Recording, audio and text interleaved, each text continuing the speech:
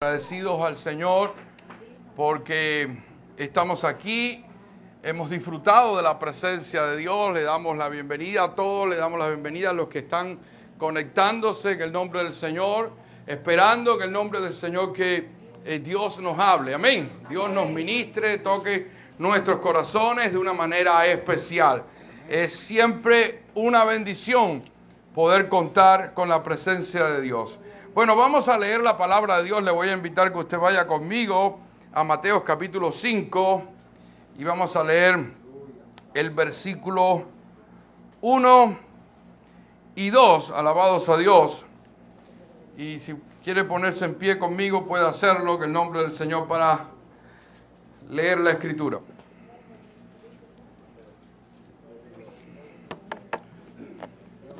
Dice amén cuando lo tengan. Mateo capítulo 5, el verso 1 y 2. Aleluya. ¿Lo tienen? Amén.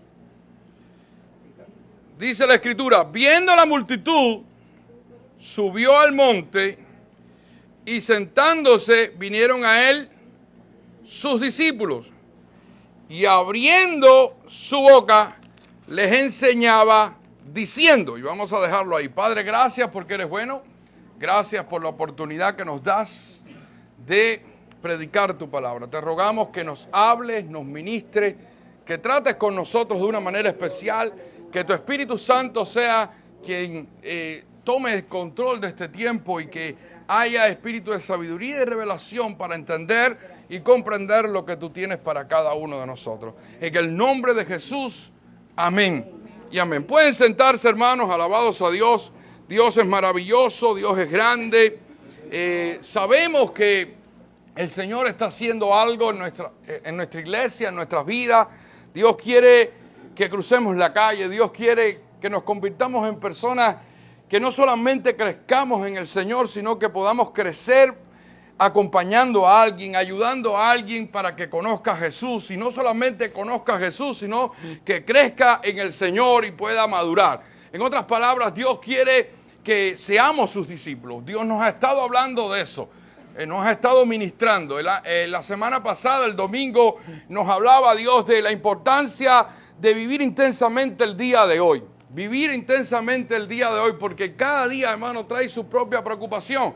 Entonces estamos preocupados por el mañana, estamos pendientes del mañana y no podemos hacer nada con el mañana porque el mañana no tenemos certeza de que va a ocurrir de esa manera.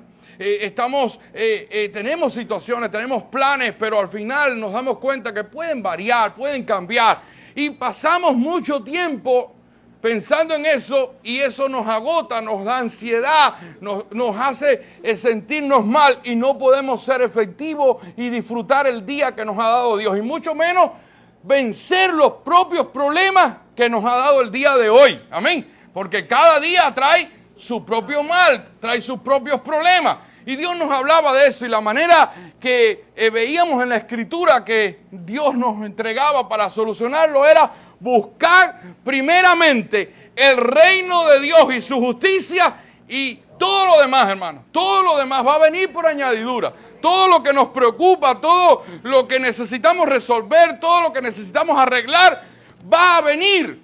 Dios lo va a hacer si nosotros primeramente buscamos el reino de Dios y su justicia. El Señor nos exhortaba a que nos centráramos en las cosas de Dios, que buscáramos de Dios, que tratáramos de crecer en la obra de Dios, que tratáramos de hacer las cosas que le agradan a Dios. Y cuando esto ocurra, inmediatamente nuestra vida va a tener un giro diferente y vamos a poder ver nuestra vida transformada y cambiada. El Señor quiere hacer eso. Cuando pensaba en esto, hermano, he estado valorando precisamente acerca de la importancia que es dar ese salto, de dar ese brinco a tener una vida más intensa para Dios. Y encontraba este versículo. Este es el primer versículo de un sermón poderoso. Nuestro Señor Jesucristo ya había comenzado su ministerio, ya había pasado por la tentación, había estado en ese periodo de tentación por un periodo de 40 días y 40 noches. Había estado venciendo la tentación, como sabemos. Jesús fue bautizado y una vez que fue bautizado, dice la palabra que el Espíritu de Dios vino sobre él como en forma de paloma y fue lleno del Espíritu Santo. Y dice que descendió en el poder del Espíritu Santo a Galilea porque ya estaba lleno de Dios y comenzó a hacer milagros, comenzó a hacer maravillas, y las multitudes al ver el respaldo divino que tenía Jesús, al ver los milagros, las señales, comenzaron a seguirle. Ahora, este es un pasaje que cuando leemos Mateo 5, versículo 1, nos damos cuenta que hay una serie de historias entrelazadas que no se cuentan y no son contadas por Mateo, pero que las aprendemos precisamente en otros evangelios que ya nos dan esta idea de qué es lo que había ocurrido antes.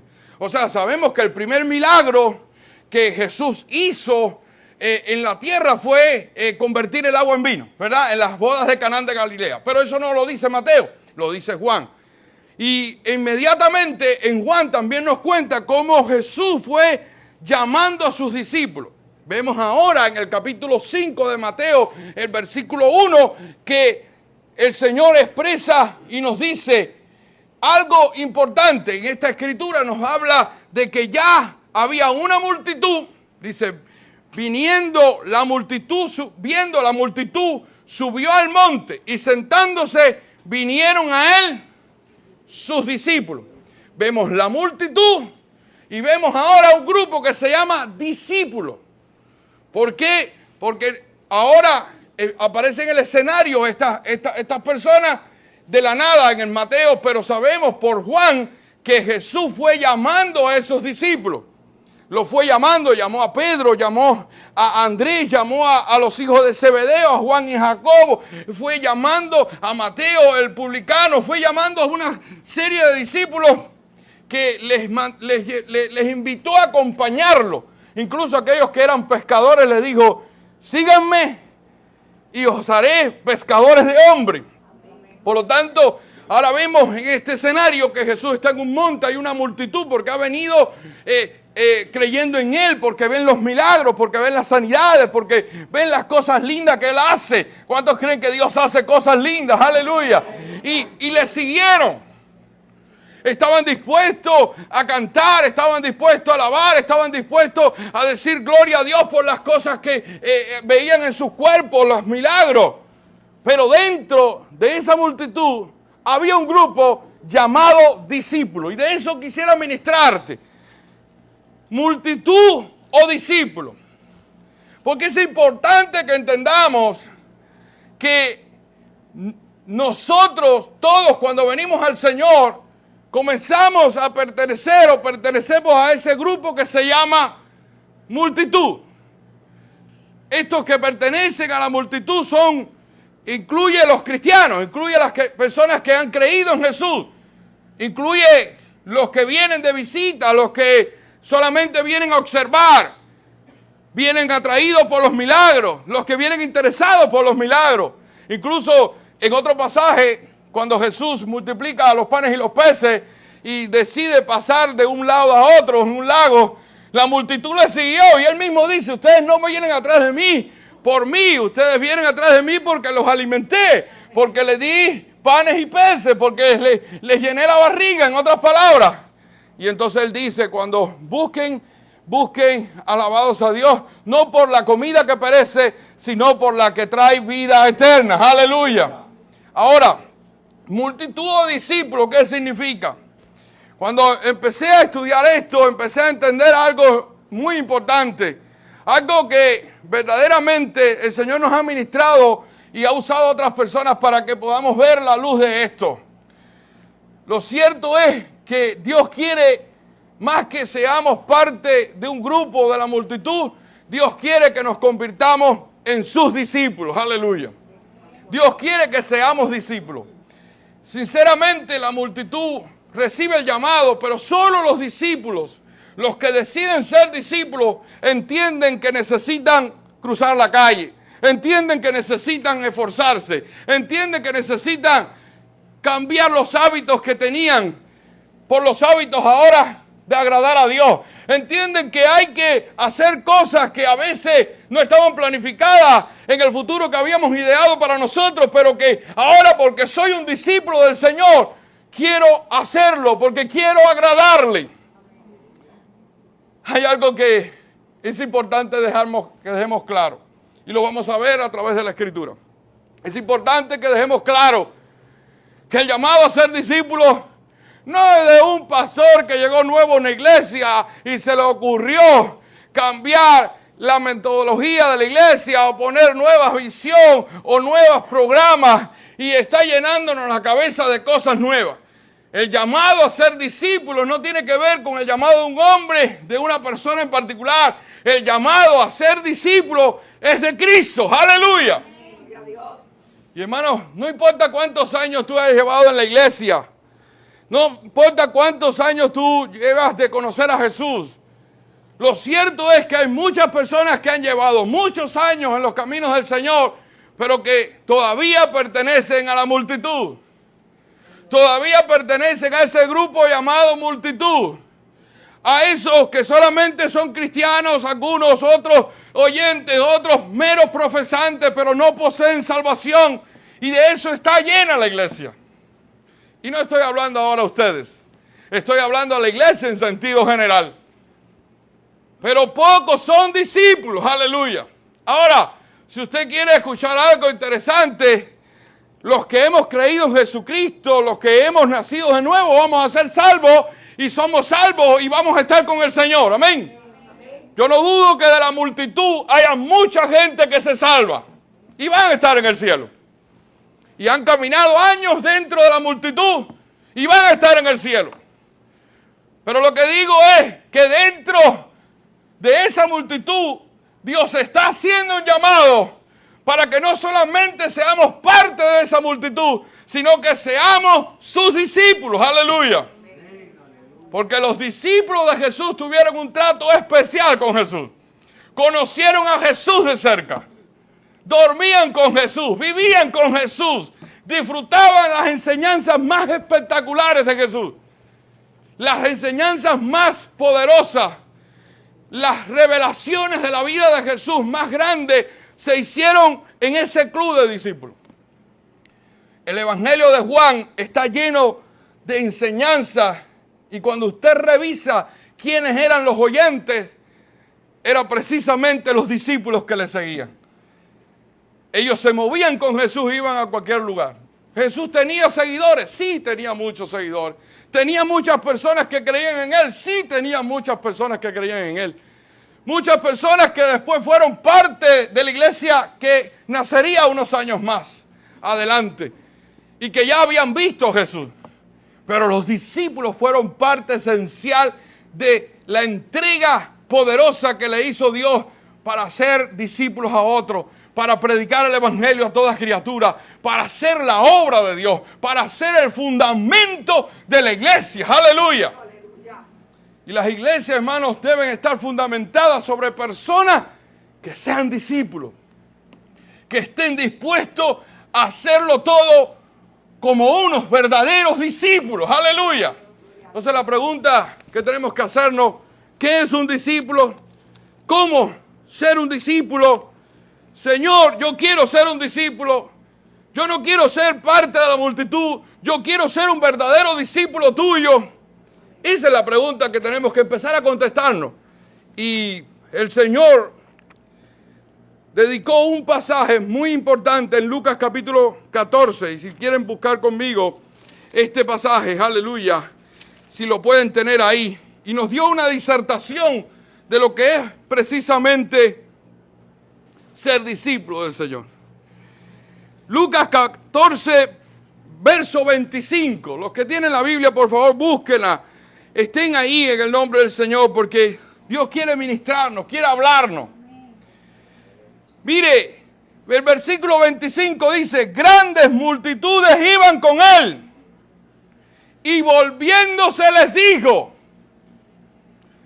Mire, cuando yo veo este pasaje, yo veo a Dios y la intención de Dios cada domingo, no en la iglesia nuestra, sino en todas las iglesias, cómo Jesús se vuelve a la multitud, domingo por domingo, y le dice las mismas palabras.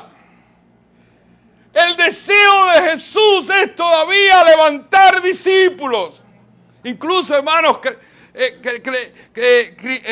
queridos, la palabra cristiano no es una palabra que incluso inventó la iglesia, aunque después la iglesia la absorbió.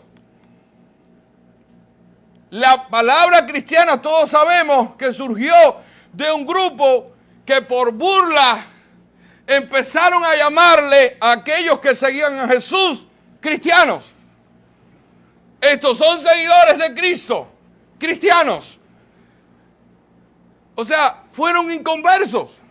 Porque la iglesia, a las personas, a la mayoría de los creyentes, se le llamaba ¿qué? Discípulos. Y después fue llamándose, y así se hizo, de alguna manera, una forma de decir a los creyentes cristianos, aleluya. Pero ahora vemos que Jesús dice, grandes multitudes iban con él y volviéndose. Yo creo que el Señor está todo el tiempo volviéndose.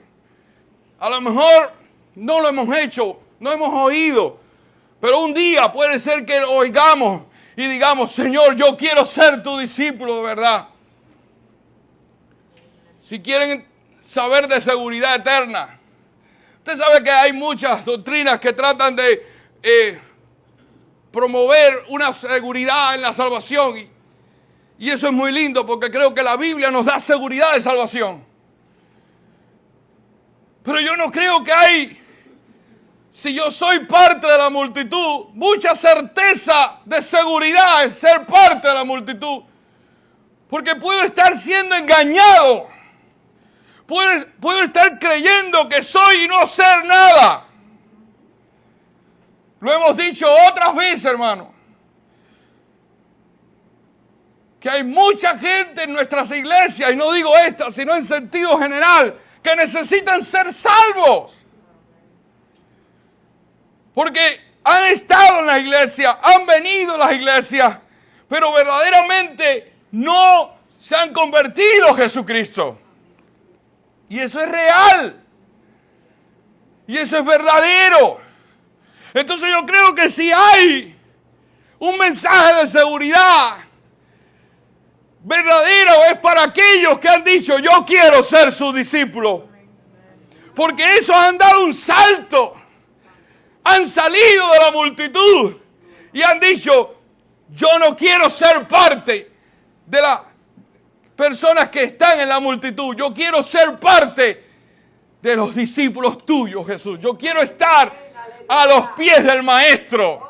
Yo quiero seguir las pisadas del Maestro. Yo quiero observar a mi Maestro de cerca y no de lejos. Yo quiero conocerlo de verdad. Yo quiero verdaderamente escucharlo y vivir para Él. Entonces Jesús vio la multitud y dice que se volvió a ellos. Hoy el Señor se está volviendo a nosotros. Y me incluyo. Porque un nombre no me hace a mí ser un discípulo si no cumplo con las características de ser un discípulo.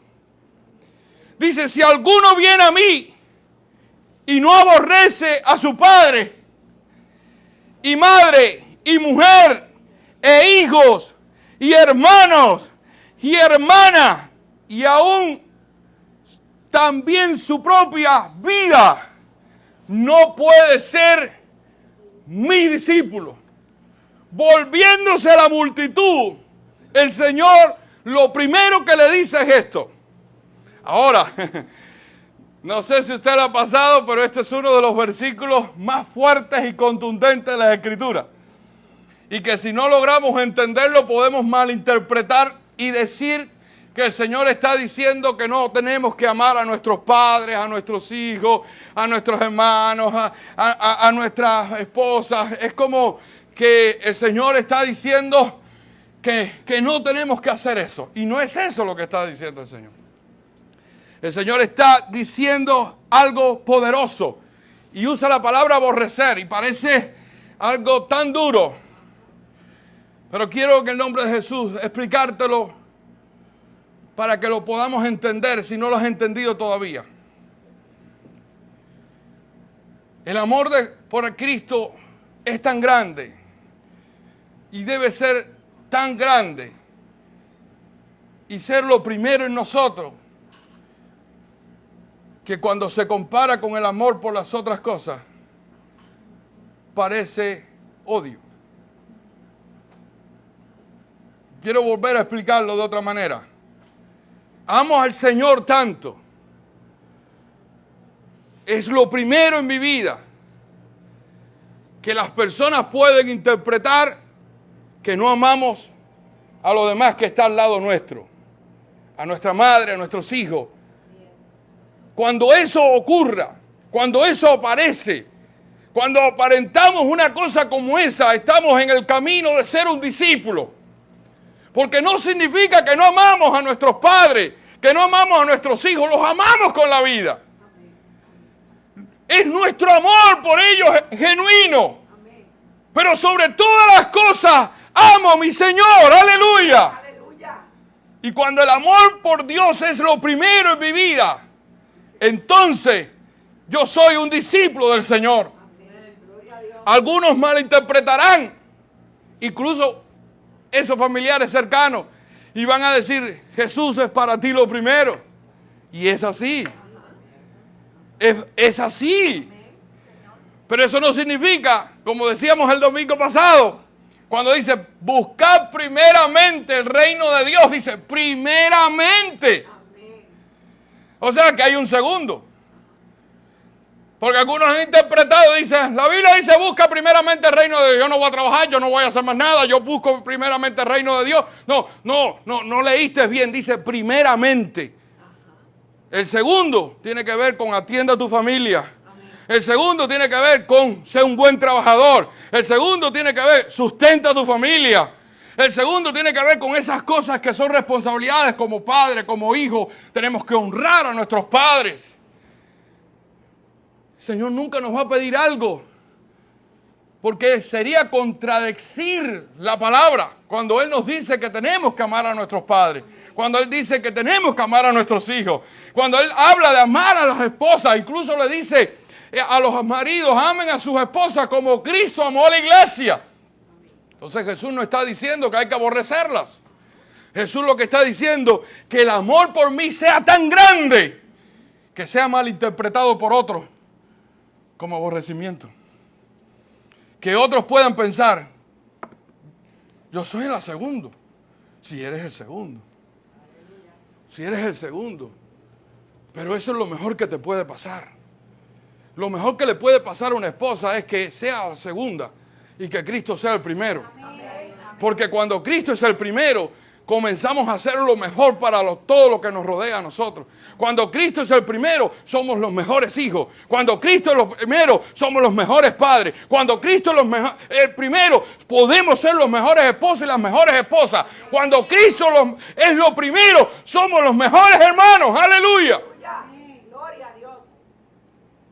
El Señor nunca nos va a pedir algo que nos traiga como consecuencia algo que nos va a afectar o va de alguna manera poner en el olvido algo que Él ya nos mandó a hacer. Pero lo está dejando claro. Esos son, ¿qué? Mis discípulos. Les habló a la multitud, se volvió a la multitud. Creo que cada domingo el Señor se vuelve a la multitud, que es la iglesia, y le dice, si alguno quiere ser mi discípulo, tiene que amarme a mí sobre todas las cosas. ¡Aleluya! Esa es la salida. Ahora, pastor, yo me quedo como multitud. Está bien. Usted de alguna manera me dice que puedo entrar al reino, puedo entrar a la eternidad y yo me quedo. Es que, ok, esa es tu decisión. Pero los que están cerca de Jesús son los discípulos. Los que van a escuchar la voz son los discípulos. Los que van a tener el gozo de ser usados por Dios son los discípulos. Los que le van a decir, buen siervo y fiel, en lo poco has sido fiel, en lo mucho te pondré, son los discípulos. Entonces tú y yo tenemos que escoger. Y la pregunta que tenemos que hacer, ¿qué quiere Dios? Mire, Dios nadie lo puede engañar. ¿Usted dice amén a eso? Dios conoce el corazón de todos los que estamos aquí y de toda la multitud que hay en todo el universo que pertenecen a la iglesia. Y Él aún así se vuelve cada domingo y cada día que puede hacerlo a esa multitud y le dice, sean mis discípulos. Si Dios está haciendo eso, ¿ustedes no creen que Él desea que tú y yo seamos discípulos y no parte de la multitud? No es el deseo de un pastor, no es el deseo de una iglesia, de un programa que ahora están dando clases los martes y ahora quiere cambiarlo todo. No es el deseo humano de nadie, es el deseo de Dios volviéndose a la multitud. Y le dice, si alguno quiere ser mi discípulo. Mire lo que le dice el versículo 27. Y el que no lleva su cruz y viene en pos de mí, no puede ser mi discípulo. Aleluya. No puede ser mi discípulo. Algunos, de una manera muy objetiva y fácil, cómoda, han dicho, hay que llevar una cruz. Pues me voy a llevar una cruz y ya la tengo. Pero eso no es lo que está diciendo el Señor. No estaba hablando de un pedazo de madera o de metal en forma de cruz. No estaba hablando de eso. Llevar la cruz es estar dispuesto a sacrificar cosas por Él. A sacrificar cosas que van a morir, que van a quedar por decisión de seguirle a Él. Mire, el Señor tiene una voluntad para nosotros. Y en esa voluntad para nosotros tiene un cúmulo de bendiciones que están garantizadas para si nosotros hacemos esa voluntad. Esas promesas se cumplen para aquellos que buscan el reino de Dios y su justicia. Él tiene las añadiduras ya preparadas. Escuche bien, Él las tiene. Tiene nombre y apellido. Usted puede nombrar su nombre y ya sabe, ahí están. Pero han dicho que van a ser añadidas para los que hacen ciertas cosas. Buscan el reino de Dios y su justicia. Entonces, ¿qué pasa cuando no lo hacemos? Esas añadiduras que tenían nombre y se llamaban como nosotros y que eran de nosotros y tenían nuestro sello de huellas digitales, ¿verdad? Y todo eso no van a ser de nosotros. Porque estaban en el marco de hacer su voluntad. ¿Y qué vamos a tener? Los resultados y las consecuencias de hacer nuestra propia voluntad. Si me sigues, vas a hacer mi voluntad. Si te entregas, vas a hacer mi voluntad. Y yo puedo hacer cosas lindas. Y hay muchas promesas que se van a cumplir en tu vida. Porque si haces mi voluntad, lo va a pasar. Pero si haces tu voluntad, vas a recibir las consecuencias por haber hecho tu voluntad y no la mía. Ahora, ¿qué es llevar la cruz? Llevar la cruz es cuando mi voluntad se cruza con la voluntad de Dios. Porque a veces mi voluntad está en la misma dirección. Eso no es llevar la cruz. Estamos aquí en la iglesia porque queremos estar. ¿Cuántos dicen amén? ¿Decidimos estar o no decidimos estar? ¿Hicimos nuestra voluntad o no hicimos nuestra voluntad? ¿Lo hicimos? ¿O ustedes a quién lo obligó? Usted está aquí, ¿verdad? Ahora, eso se ha unido a la voluntad de Dios, porque Dios lo quería aquí. Está en línea recta, no es cruz. Cruz es cuando yo no quiero perdonar a mi hermana Ave y él me dice perdona. Si yo hago mi voluntad, voy a sufrir las consecuencias de la falta de perdón. Me voy a amargar, me voy a entristecer, no la voy a poder soportar, no la voy a poder ver de lejos. Voy a hablar mal de ella, otros pecados más. Voy a murmurar. Recogí a veces la hermana Diana, pero como está la hija aquí, voy a ayudarla. Y entonces fue la que me dio para allí. Siempre por la derecha, ahorita salto para la izquierda, no se preocupen. Y voy a tener consecuencias de la falta de perdón por mi propia voluntad. Pero ¿qué es lo que es llevar la cruz? Cuando yo digo, mi voluntad es no perdonar, la voluntad de Dios es perdonar, voy a hacer la voluntad de Dios y se cruzaron las voluntades. Y llevo mi cruz. ¿Por qué le llama cruz? Porque es un sacrificio, porque es doloroso, porque no lo quería hacer, porque hacer la voluntad de Dios no siempre va a ser lo que nosotros queremos hacer. Y nos va a doler. Ese es el evangelio, pero ese es el discípulo, hermano. Tiene que llevar la cruz, aleluya. Y ir en pos de él. Seguir sus pisadas, seguir su caminar. Empezar a oír lo que él quiere y no lo que nosotros queremos. ¿Cuánto necesitamos que Jesús se haga real en nuestras vidas y en este lugar y que todos entendamos que es la voz del Espíritu Santo, que es Jesús mismo diciéndonos, ven en pos de mí, aleluya. Que nos olvidemos del chillón y el gritón y entendamos que quien nos está hablando más allá de esta persona que está al frente, es Jesús mismo diciendo una vez más y volviéndose a la multitud, el que quiera venir en pos de mí, niéguese a sí mismo, tome su cruz y sígame. ¡Aleluya! No es la voluntad de ninguna persona, no es alguien que te quiere hacer la vida imposible. O darte un trabajo que no quieras hacer. Es Jesús quien nos está llamando y que nos está diciendo, quiero que seas mis discípulos. Hermano, es un honor. Es una bendición gigantesca. Es algo tan glorioso saberse discípulo de Jesús. Aleluya. Hemos visto la película de lejos.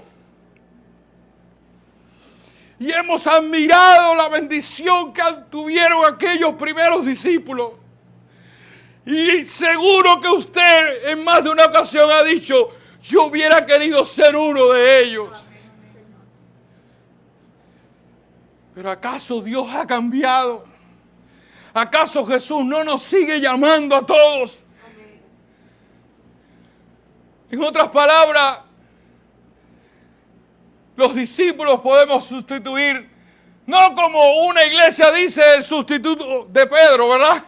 Y llama a un hombre, sino que nosotros podemos ser los sustitutos de esos discípulos también. De todos, no de uno solo. Porque nos convertimos en sus discípulos, aleluya. Que muchos nada más ven los resultados. Estos eran hombres de milagros. Estos eran hombres de señales. Estos hombres se convirtieron en famosos y fueron líderes de las iglesias. Y entonces estamos viendo eso como algo a alcanzar. No. Cuando ellos estaban con Jesús, eran odiados. Incluso no se podían esconder porque decían, tú estuviste con ellos. Y tú eras uno de ellos. ¿Por qué usted cree que Pedro negó a Jesús? Porque le iba a costar la vida. ¿Usted cree que era algo tan sencillo? Yo no hubiera negado a Jesús.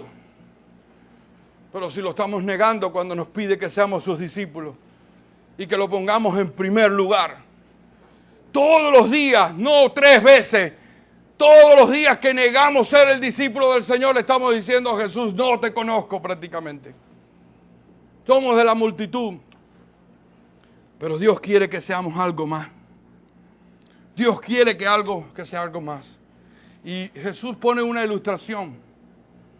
Y por eso pone el costo.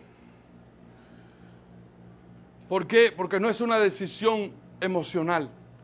Tiene que ser una decisión con la mente clara, con toda intención. Yo quiero ser un discípulo del Señor. Tengo que entender cuál es el precio, cuál es el costo, que tengo que revisar, tengo que mirar qué consecuencias voy a tener. Es como el que decide comprar una casa o mudarse. Tiene que empezar a pensar. Y eso lo aprendemos los cubanos aquí, sabemos que tenemos que aprenderlo aquí por obligación en Estados Unidos. Porque antes nos movíamos y bueno, ya que las cosas se resuelvan. Pero ahora, si tienes niños, tienes que pensar en escuela. Si quieres que estén en una buena escuela, tienes que revisar qué se dice de esa escuela. ¿No es así? Si tienes un trabajo, tienes que moverte si vas a conseguir trabajo allá. Porque ¿cómo pagas tú allá lo que tú pagas aquí si tú no tienes el trabajo allá? Entonces, todo con cálculo. Aquí nos enseñan a calcular. Y más a nosotros los hispanos que no nos gusta calcular. Porque hay un precio para todas las cosas. Hay algo que pagar. Y cuando Dios nos llama cada domingo a la multitud y nos dice que vengamos a ser sus discípulos, no podemos olvidar que hay un precio. Y el Señor nos narra este precio con esta ilustración. Dice, porque ¿quién de vosotros, queriendo edificar una torre, no se sienta primero y calcula los gastos a ver si tiene lo que necesita para acabarla? No sea que después que haya puesto el cimiento no pueda acabarla. Todos los que vean comiencen a hacer burla de él, diciendo, este hombre comenzó a edificar y no pudo acabar. Por eso él está diciendo, este es el precio, esto es lo que te va a costar y quiero que lo pienses bien. Porque una vez que te decidas tienes que saber que puedes ir hacia adelante, porque vas a perder cosas, porque vas a tener que estar dispuesto a dejar cosas, vas a tener que estar dispuesto en el momento preciso para decir, no, yo amo a Jesús sobre todas las cosas.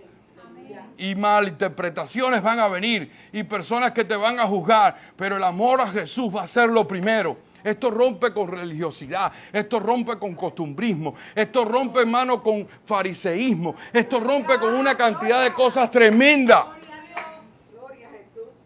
¿A quién queremos agradar? Hace poco vi a una persona que me llenó de orgullo, no lo conozco bien, pero el líder de esa organización llegó a esa iglesia y por religiosidad le dijo a la iglesia, no pueden ver más al pastor anterior,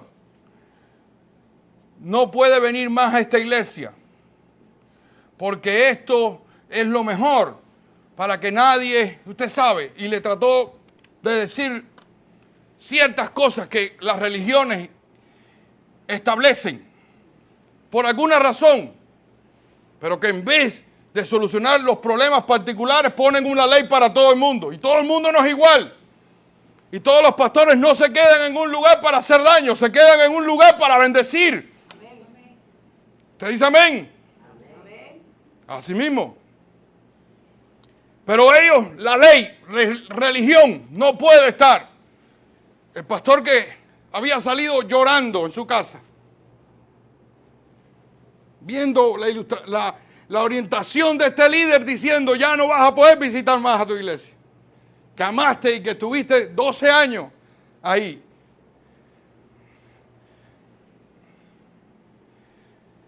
Pero me llenó de orgullo el pastor que sustituyó.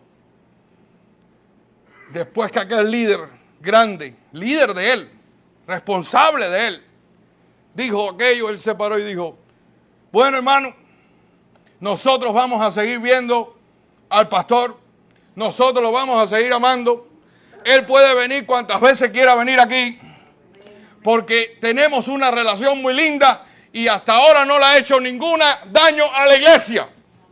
El día que le haga un daño a la iglesia, entonces ya veremos. Pero por el momento es una bendición para esta iglesia. Y paró la religiosidad. Eso es un precio duro. Porque te pueden expulsar. Porque te pueden querer hacer algo. Pero eso hay que estar dispuesto cuando uno dice, yo quiero ser un discípulo de Cristo. Nosotros podemos pertenecer a una organización, podemos pertenecer a un concilio, pero sobre todas las cosas pertenecemos a Jesucristo. Cristo es el dueño de nosotros. ¡Aleluya! Y eso está primero que cualquier otra cosa. Cristo es el primero. Pero eso es un precio que tenemos que valorar cuando decidimos ser discípulos del Señor. Es igual, pone otra ilustración que tiene que ver con lo mismo. El que va a una guerra, cuando lanza la guerra, dice, voy a ver si puedo vencer.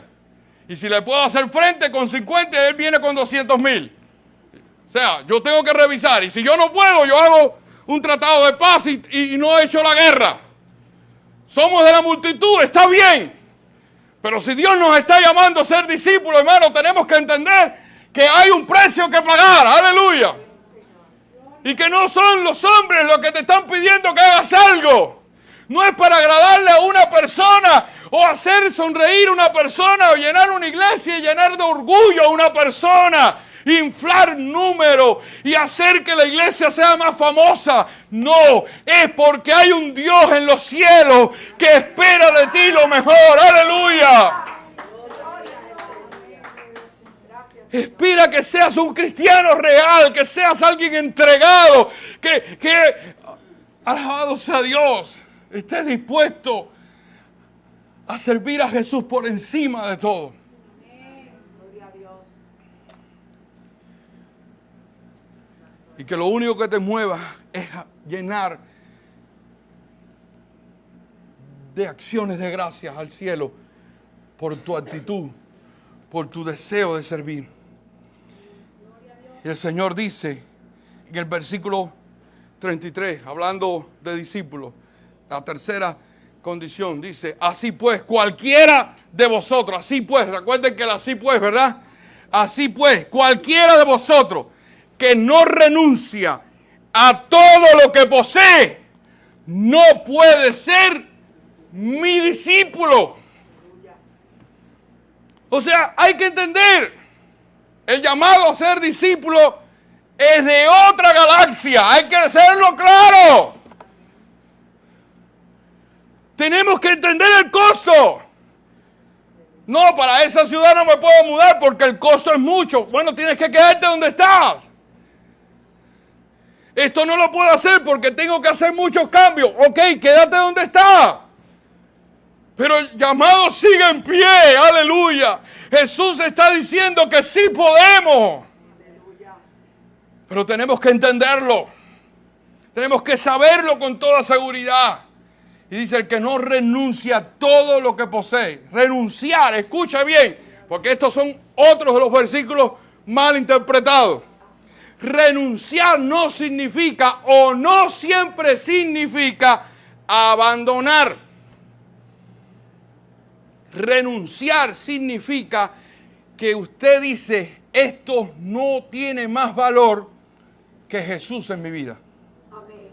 Y cuando todas las cosas no tienen más valor que Jesús en tu vida, tú estás dispuesto a cederla si te lo pidiera. Por ejemplo, los que tienen carro. Hay algunos que no tienen, lo van a tener. Joel se está riendo, pero lo va a tener en el nombre del Señor. Usted renuncia a su carro, desde el punto de vista, porque dice renuncia a todo lo que posee. Pastor, ¿qué significa eso? Que si alguien me pide el carro se lo doy. No. No. Hay algunos que quieren abusar de esto y lo hacen. No, la Biblia dice que si no renuncia a todo lo que posee, dame el carro. No. Y predicadores abusando de las personas. La Biblia dice que si no renuncia, da la ofrenda, trae. Es increíble que le han pedido a las personas hasta el dinero de la renta. Y la gente, y da el dinero de la renta. Y después en la calle. Porque es triste, hermano. que hayan personas manipuladoras, que haya abuso de los púlpitos, hay abuso en la iglesia. Es triste eso. Cuando Jesús está diciendo eso, yo renuncio a todo. Yo tengo un carro. Yo digo que ese carro no es mío, es de Dios. Yo renuncié a él. Yo puedo tener el carro si Dios no me lo pide toda la vida. Pero si un día Él toca mi corazón, no porque viene un profeta y me dice, este carro es mío, me lo dijeron. No, que me lo diga Dios a mí. Los profetas pueden ser de confirmación a lo que ya Dios te ha dicho, pero cuando se trata de cosas así, hermanos, no se mueva por nada en el nombre del Señor. Y a lo mejor Dios te pone en el corazón, dale este carro. Entonces nosotros los cubanos que nos enseñaron que regalado se murió. Así nos dijeron, regalado se murió, ¿verdad? Nos dijeron así, regalado se murió, hermano. Y cuando llega a Estados Unidos, no, muchachos, regalado se murió. Y así nos lo decían muchas veces. Bueno, este que está aquí recibió regalo una vez, un carro. Y yo sé de otros hermanos que han recibido regalos de hermanos que están aquí. Así, grandes. O sea, regalado no se ha muerto y usted ha recibido regalos de otras cosas y de valor grande porque alguien se lo ha quitado y se lo ha dado. Pero no podemos, hermanos, salirse de algo que nosotros le damos más importancia que el mismo Jesús. Por eso tenemos que renunciar a todo lo que poseemos. Porque cuando Él quiere que nosotros hagamos algo, tenemos que estar dispuestos a entregarlo por Él. Puede ser el descanso. Puede ser algo que nos gusta. Puede ser las vacaciones. Puede ser cuántas cosas. Aleluya. Usted, el Espíritu Santo está aquí para decirle qué es lo que tenemos que renunciar, que no estamos dispuestos todavía a renunciar. Pero el que no renuncia, no a unas poquitas cosas, no a lo que me gustaría renunciar, no a lo que tenga que ver con lo que a mí me gusta renunciar, sino que dice a todo lo que posee. Todo es todo. No puede ser mi discípulo. Ahora, la pregunta que hicimos al principio, ¿cuántos quieren seguir siendo de la multitud o cuántos quieren ser discípulos del Señor? Ya ve que la respuesta no era tan fácil. Jesús es el que lo dice. No soy yo. Les voy a decir algo. Yo sé que si no decido por ser un discípulo de Jesús, me quedaré sabiendo que no llegué a todo lo que el Señor quería que yo hiciera. Me perderé tanto. Los años en el Evangelio, no digo que no me van a servir, pero es como el dicho aquel, nadar tanto para morir en la orilla, ¿verdad? Dios nos está invitando a hacer algo más. Sé que tenemos visita. Gracias por estar aquí con nosotros. Y yo sé que han estado atendiendo bien todo lo que he hablado. No sé si es la primera vez que vienen a una iglesia, no sé si ya tienen costumbre de esto, pero este llamado de discípulo no es para los que no conocen al Señor, sino para aquellos que son ya cristianos. Pero es una opción para aquellos que no conocen al Señor. Y lo mejor que podemos hacer es ya conocer a Cristo y decir, Señor, como hicieron los primeros discípulos, yo también quiero ser tu discípulo. Y renunciaron. Y empezaron a hacer todo lo que fuera para agradar a Dios. Así que, si no conoces a Dios, Él te está invitando para que lo puedas conocer y puedas reencontrarte con Él. Pero si ya lo conoces, aleluya, la invitación para todos es a ser discípulos. Aquí estaba la multitud y Jesús fue al monte y se sentó y los discípulos subieron con Él. Es algo especial. Es una relación maravillosa. La invitación es para disfrutar el cristianismo como nunca lo hemos disfrutado. Usted me puede decir, pastor, ya yo lo soy. Gloria a Dios por eso. Sigue así. Pero no olvidemos el costo para seguir renovando ese deseo de ser discípulo. ¿Cuántos quieren decirle al Señor, yo quiero ser tu discípulo en el nombre de Jesús? ¿Quiere hacerlo de verdad? Ponte en pie en el nombre de Jesús. Aleluya. Gloria al nombre de Jesús. Gracias.